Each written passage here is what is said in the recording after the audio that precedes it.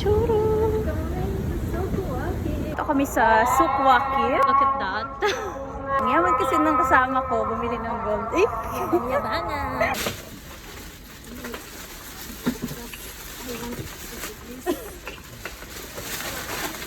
Paano mo ano?